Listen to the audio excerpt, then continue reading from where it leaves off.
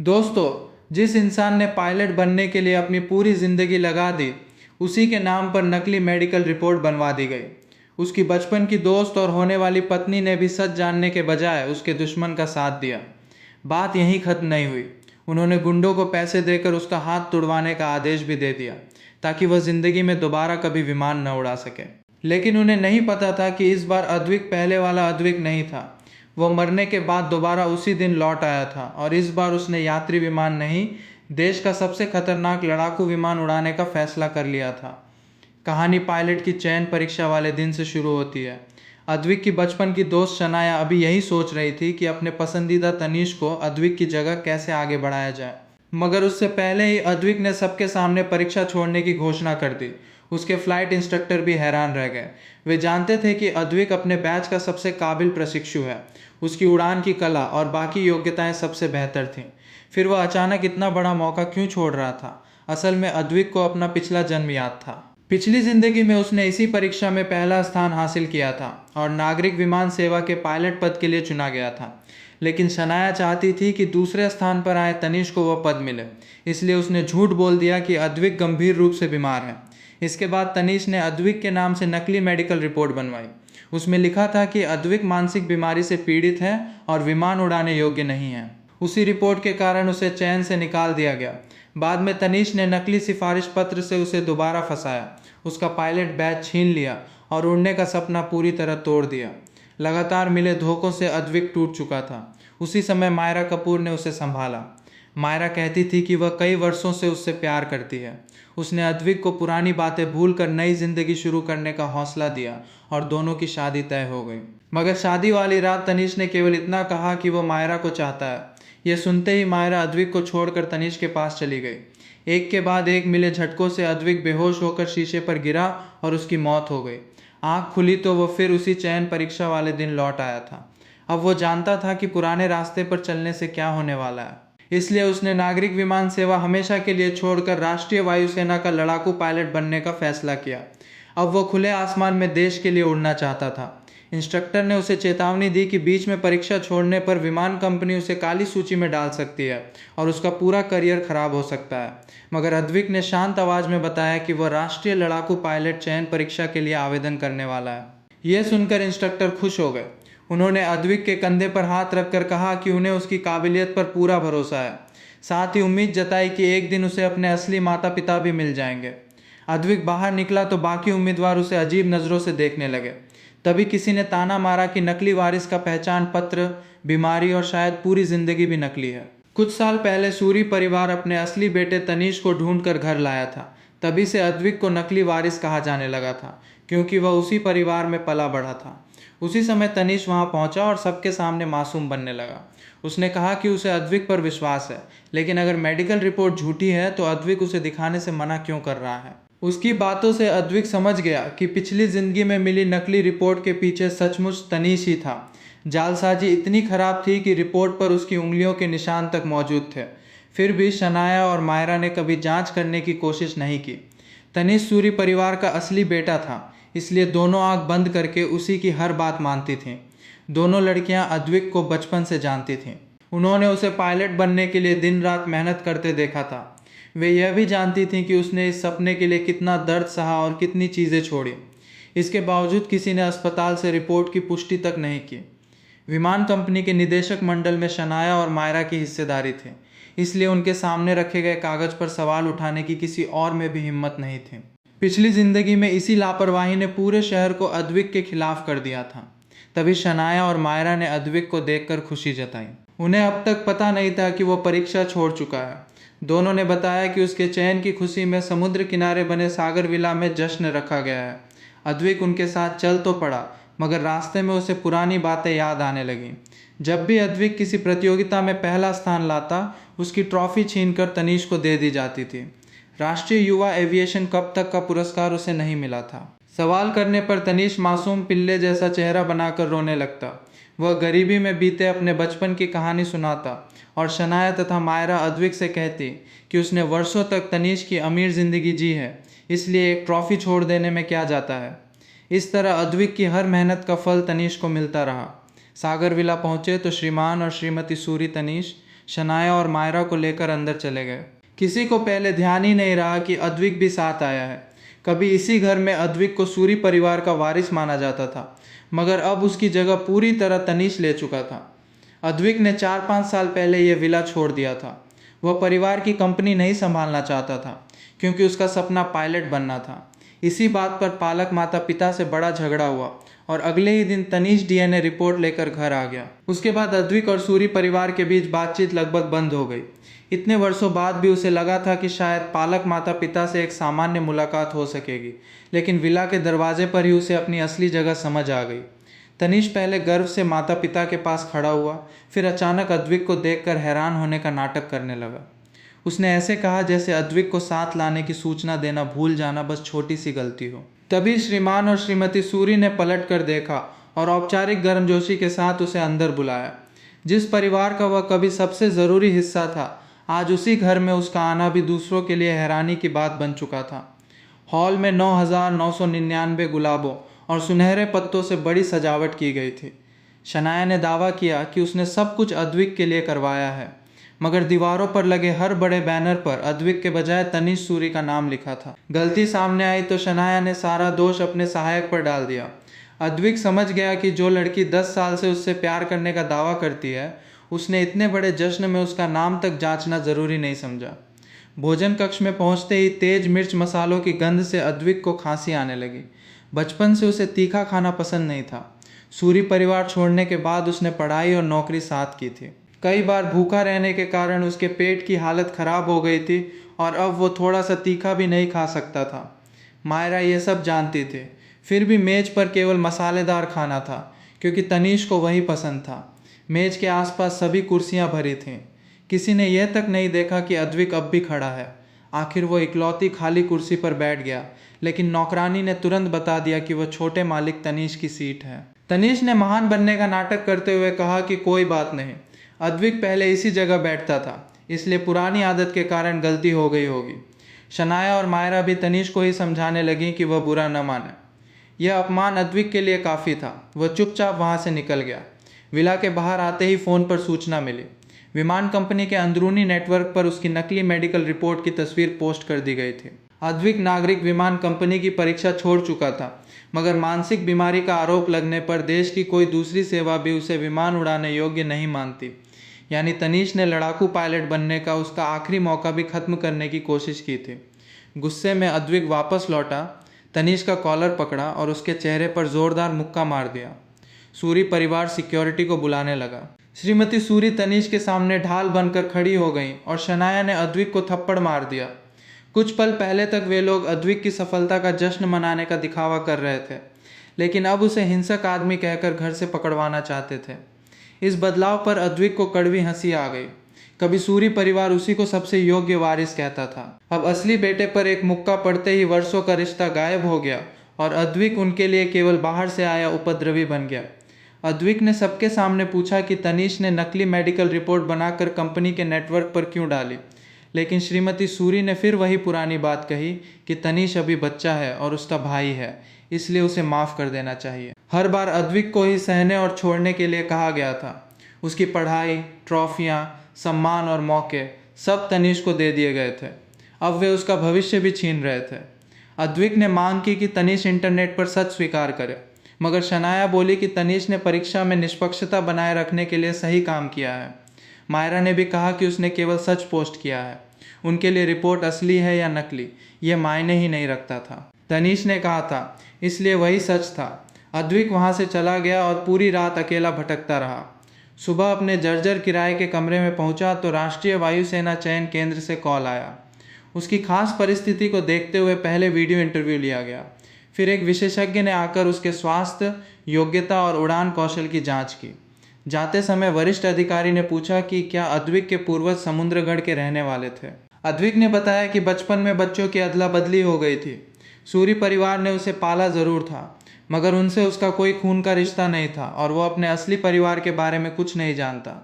यह सुनकर अधिकारी की आंखों में एक अलग चमक आई, लेकिन उन्होंने कुछ नहीं बताया। अगले दिन शनाया, मायरा और तनीश ढेर सारे उपहार लेकर अद्विक के कमरे पर पहुंचे। असली बात पूछने पर उन्होंने बताया कि अद्विक के परीक्षा छोड़ने के बाद तनीष कई चरणों में जरूरी अंक तक हासिल नहीं कर पाया। अब वे चाहती थी कि अद्विक वापस जाकर तनीष की मदद करे। उनका कहना था कि अद्विक पर तनीष का कर्ज है और जब उसे खुद नागरिक पायलट नहीं बनना तो उसे तनीष का भविष्य खराब नहीं करना चाहिए। अद्विक ने साफ मना करके तीनों को बाहर जाने के लिए कह दिया। तनीष ने फिर मासूम बनने का नाटक किया कि पायलट बनने का सपना उसका नहीं, अद्विक का था। यह सुनकर शनाया और मायरा ने अद्विक को धमकी दी कि वे देखेंगी उसकी अकड़ कितने दिन रहती है। अगले दिन अद्विक सब्जियां लेने निकला तो गली में दर्जन भर गुंडों ने उसे घेर लिया। उसने लड़ने की कोशिश की मगर संख्या ज़्यादा होने के कारण वे उसे ज़मीन पर दबाने में कामयाब हो गए। उनके सरगना ने वीडियो कॉल मिलाकर कैमरा अद्विक की ओर किया। दूसरी तरफ शनाया और मायरा थीं। दोनों ने आदेश दिया कि उसके शरीर पर कहीं और चोट न लगाई जाए, केवल हाथ इस तरह तोड़ दिया जाए कि वो कुछ समय तक कंट्रोल और फ़ोन तक न पकड़ सके। यह सुनकर अद्विक के सामने पिछली ज़िंदगी का वही डरावना दृश्य घूम गया। तब भी इन्हीं लोगों ने उसके हाथ तुड़वाए थे। शनाया और मायरा ने कहा कि थोड़ा दर्द सह लेने में कोई बुराई नहीं, क्योंकि अगर अद्विक आगे बढ़ा तो तनीष का नुकसान होगा। तनीष ने भी मीठी आवाज़ में कहा कि यह सब अद्विक के भले के लिए किया जा रहा है। अद्विक जानता था कि लड़ाकू पायलट बनने का आखिरी मौका उसके हाथों पर टिका है, इसलिए उसने मजबूर होकर उनकी हर बात मानने का वादा किया और हाथ न तोड़ने की विनती की। तीनों पहले संतुष्ट हो गए मगर अगले ही पल आदेश दिया कि सज़ा फिर भी मिलनी चाहिए, वरना अद्विक दोबारा उनकी बात नहीं मानेगा। एक गुंडा चाकू लेकर उसके हाथ की ओर बढ़ा। धार त्वचा को छूने ही वाली थी कि दूर से कड़क आवाज़ सुनाई दी। वायुसेना चयन केंद्र के अधिकारी और जवान सही समय पर पहुंच गए थे। उन्होंने सारे गुंडों को पकड़कर पुलिस को सौंपा और अद्विक को बचा लिया। अधिकारी ने बताया कि विशेष लड़ाकू पायलट चयन की सूचना तुरंत जारी करनी है और गुप्त शुरुआती प्रशिक्षण उसी दिन से शुरू होगा। अद्विक ने कमरे से ज़रूरी कागजात और कीमती सामान उठाया, बाकी चीज़ें वहीं छोड़ दीं और अधिकारियों की जीप में बैठ गया। अब वो सचमुच अपनी पुरानी ज़िंदगी से दूर जा रहा था। उसकी असली मंजिल देश का सबसे नया और आधुनिक लड़ाकू विमान उड़ाना था। उधर शनाया और मायरा को पूरा भरोसा था कि गुंडे अद्विक का हाथ तोड़कर उसे अस्पताल भेज देंगे, इसलिए दोनों ने विदेश से महंगी दवाएं मंगवाईं और शहर के अनुभवी हड्डी रोग सर्जन को अस्पताल बुला लिया। वे कई घंटे इंतज़ार करती रहीं मगर अद्विक नहीं आया।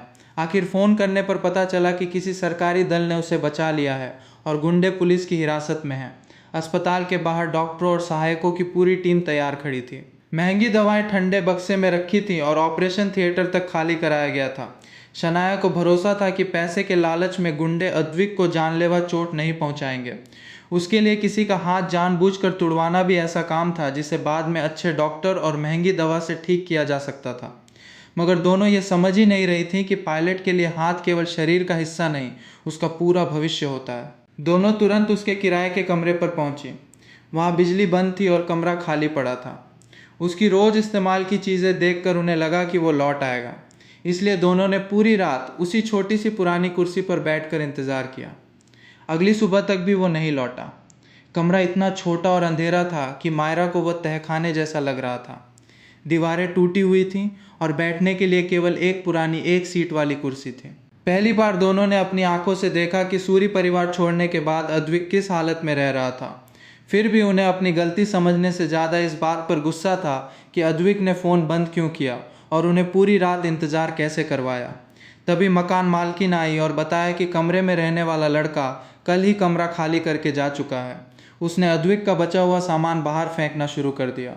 उन्हीं चीज़ों में मायरा को गुलाबी कागज़ के सितारों से भरी एक बोतल मिली जो उसने स्कूल में प्यार का इजहार करते समय अद्विक को दी थी। वहीं शनाया को वह पुरानी घड़ी मिली जो उसने अद्विक के 18वें जन्मदिन पर दी थी। सूरी परिवार छोड़ते समय अद्विक पहचान के कागज़ों के अलावा केवल यही 2 चीज़ें अपने साथ लाया था, लेकिन इस बार वह दोनों को पीछे छोड़ गया। इसका मतलब साफ था, वह केवल कमरा और शहर नहीं छोड़कर गया था, बल्कि शनाया और मायरा के लिए बची अपनी भावनाएं भी छोड़ चुका था। दोनों ने हर जगह उसका पता खोजा, मगर अद्विक मानो हवा में गायब हो चुका था। उधर अद्विक की गुप्त वायुसेना ट्रेनिंग पूरी हो गई। वरिष्ठ अधिकारी की सिफारिश पर उसे लड़ाकू पायलटों की मुख्य टुकड़ी में शामिल किया गया। यहाँ उसकी असली काबिलियत खुलकर सामने आई और 3 महीने से भी कम समय में उसे स्क्वाड लीडर बना दिया गया। ट्रेनिंग के दौरान अद्विक ने अपनी पुरानी ज़िंदगी की ओर पलटकर नहीं देखा। जिस लड़के को मानसिक रूप से बीमार बताकर विमान से दूर करने की कोशिश हुई थी, वही अब देश के सबसे आधुनिक लड़ाकू विमान के लिए तैयार हो रहा था। यहाँ किसी ने उसकी ट्रॉफी छीनकर तनिष को नहीं दी और न किसी ने उससे दूसरे की कमी पूरी करने को कहा। हर पद और हर जिम्मेदारी उसे अपने प्रदर्शन के कारण मिली थी। एक दिन कमांडर ने उसे कार्यालय में बुलाकर बताया कि जल्द अंतर्राष्ट्रीय हवाई कौशल प्रतियोगिता होने वाली है। दुनिया के सबसे बेहतरीन पायलट उसमें हिस्सा लेने वाले थे और कमांडर चाहते थे कि अद्विक देश की ओर से जाए। अद्विक ने सलामी देकर मिशन पूरा करने का वादा किया। कुछ दिन बाद वह प्रतियोगिता के पंजीकरण केंद्र पहुंचा। फॉर्म जमा करने जा ही रहा था कि पीछे से शनाया और मायरा की आवाज़ आई। मायरा ने रास्ता रोककर कहा कि उन्होंने केवल उसकी कलाई तुड़वाने की कोशिश की थी। इतनी छोटी बात पर उसे इतना दूर जाने की ज़रूरत नहीं थी। वे उसे खोजने में बहुत समय बर्बाद कर चुकी थी। अद्विक ने बेरुखी से उन्हें रास्ते से हटने के लिए कहा। शनाया ने समझाया कि अब उन्होंने फैसला बदल दिया है और वे उसकी कलाई नहीं तुड़वाएंगी, इसलिए उसे नाराज़ होकर घर से नहीं भागना चाहिए था। घर शब्द सुनकर अद्विक हंस पड़ा। उसने दोनों से पूछा कि उसका घर आखिर था कहाँ। सूरी परिवार का घर वह वर्षों पहले छोड़ चुका था और अब किराए वाला जर्जर कमरा भी खाली कर चुका था। पूरे समुद्रगढ़ में एक जगह भी ऐसी नहीं थी जिसे वह अपना घर कह सके। दोनों के पास इसका कोई जवाब नहीं था। मायरा ने जल्दी से माफ़ी मांगते हुए असली कारण बताया। वो चाहती थी कि अद्विक उनकी कंपनी की टीम को अंतर्राष्ट्रीय प्रतियोगिता में चैंपियन बनवा दे। बदले में हर कोई उसकी काबिलियत स्वीकार करेगा, उससे माफ़ी मांगेगा और सब पहले जैसा हो जाएगा। शनाया ने भी कहा कि उन्होंने निदेशक मंडल का दबाव छोड़कर उसके दोबारा मूल्यांकन के लिए पायलट की जगह खाली रखी है। अद्विक ने पूछा कि क्या उसने उनसे यह सब करने की भीख मांगी थी। मायरा ने फिर दावा किया कि वे सब कुछ उसके भले के लिए कर रही हैं। यही वे शब्द थे जिनका सहारा लेकर दोनों ने हमेशा उसकी मेहनत, सम्मान और उपलब्धियां छीनी थीं। अद्विक ने साफ कहा कि अब उसे उनके एक शब्द की भी ज़रूरत नहीं है। शनाया ने धमकी दी कि अगर अद्विक ने उन्हें ठुकराया तो वह प्रतियोगिता में उसे पूरे देश के सामने बदनाम कर देगी। अद्विक ने पूछा कि क्या उसे सच में लगता है कि पैसे और प्रभाव से पूरा आसमान ढका जा सकता है। उसने दोनों को याद दिलाया कि उन्होंने उसके हाथ तुड़वाने की कोशिश की थी। वे उसके उड़ने के सपने की दुश्मन थीं और इसीलिए अब उसकी भी दुश्मन थीं।